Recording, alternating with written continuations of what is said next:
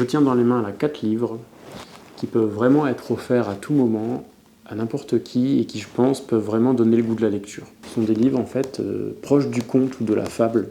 Ces histoires qui peuvent paraître un peu simples, un peu enfantines, contées avec un début, des péripéties, une chute, avec souvent un monde imaginaire, souvent dans des univers un peu fantasmés, qui font que c'est pas ancré dans le temps et qu'on peut les lire aussi bien aujourd'hui que dans 200 ans ou il y a 200 ans. L'écume des jours, c'est une histoire d'amour douloureuse et contrariée, mais qui est racontée avec légèreté. C'est l'histoire de Colin et Chloé, qui tombent très amoureux l'un de l'autre. Ce sont des fous de danse, ils sont vraiment des jeunes complètement fougueux, qui dansent, qui aiment le jazz, qui aiment faire la fête, qui aiment aller à la patinoire. Donc vraiment la jeunesse incarnée. Ils s'aiment, ils se rencontrent, ils se marient, tout va bien dans le meilleur des mondes. Mais à un moment, Chloé prend froid. Et il y a une sorte de nénuphar qui commence à pousser dans sa poitrine tout doucement et qui peu à peu prend possession de tout son corps. Et en fait, vous l'aurez compris, c'est une métaphore pour parler du cancer. Encore une fois, on est dans le conte, ça flirte avec le fantastique, mais ça dit des choses très graves avec légèreté, moi j'adore. Et ben, on va suivre Colin qui va essayer d'aider Chloé, de vivre avec elle, de prendre soin d'elle, qui va essayer de gagner de l'argent dans des boulots de plus en plus difficiles. Bref, c'est une descente aux enfers et je vous en dis pas plus. L'histoire, c'est quoi? C'est l'histoire du petit prince qui est sur sa petite planète qu'on voit en dessin là. Il décide de partir et de parcourir le monde. Dans l'espace, il va aller de planète en planète et découvrir des personnages complètement fous qui en fait sont des critiques de la société. Il y a par exemple le banquier qui compte les étoiles une à une. Et par exemple le vaniteux qui passe son temps à lever son chapeau dans l'espoir d'être applaudi et aimé. Jusqu'à arriver sur la planète Terre où justement il va rencontrer Saint-Exupéry qui en fait vient de se cracher en avion dans le désert et va naître une amitié complètement folle. C'est ponctué de plein de dessins de l'auteur qu'il a lui-même dessiné. Un chef-d'œuvre à lire absolument, un conte. Vraiment, si vous ne savez pas quoi offrir à quelqu'un pour les fêtes de Noël ou même tout au long de l'année, c'est un petit livre qu'on trouve d'occasion partout et qui est une vraie pépite et que je sais beaucoup ont déjà lu. Mais vraiment, lisez-le, relisez-le, moi à chaque fois ça me fait pleurer.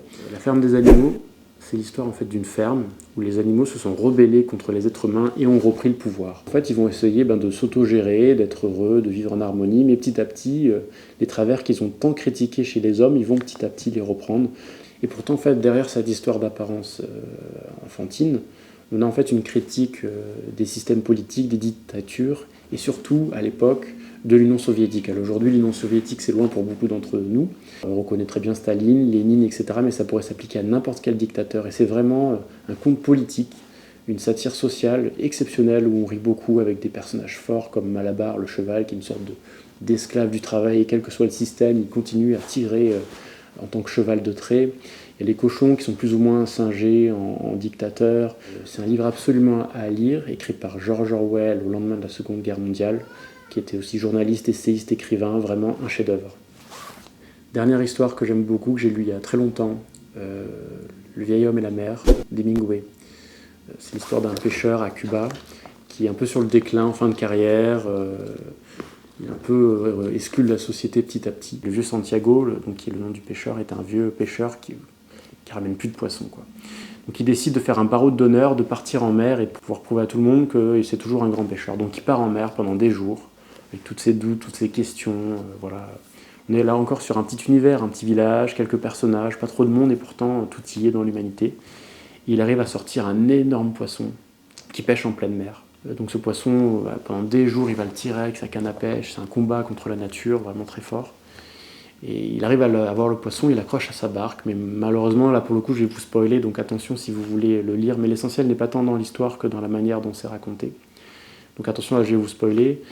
Au fur et à mesure qu'il rentre, en fait, il y a des requins qui attaquent l'énorme espadon qu'il a pêché.